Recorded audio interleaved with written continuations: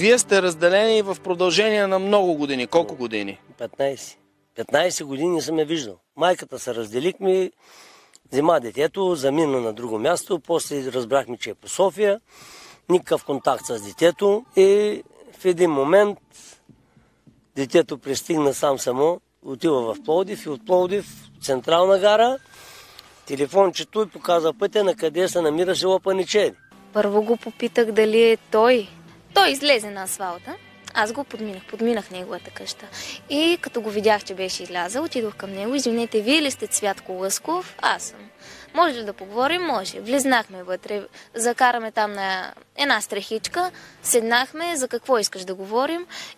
Извинете, аз съм вашата дъщеря. И той като ме запрегръща, като ме зацелува.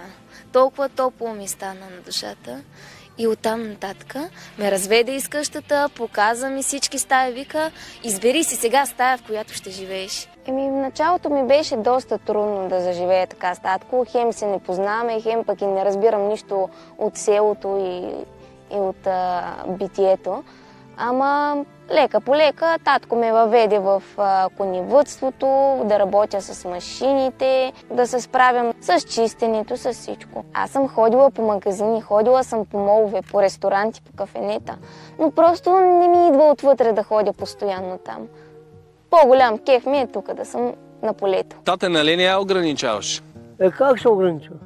Аз се бъда навсякъде ходим. Пиваме в Хисара, там в заведението, хоро, води хората, танцува, манцува на дискотеки, музики. Тя не е лишена от нищо. Как ще живеете така двамата от тук нататък? Всичко е програмирано. Сега от субсидиите 5000 лева и от кончета 5000 лева, всяка година 10 000 лева да се направи къща. И да се намери едно добро момче, да са все заедно. Аз съм и казал, хубаво е, както моите приятели са, семейства, заедно работят, заедно са на ресторант, заедно са в чужбина, заедно са на почивка, заедно са в калта и като закъсат, заедно се цапат. Това е.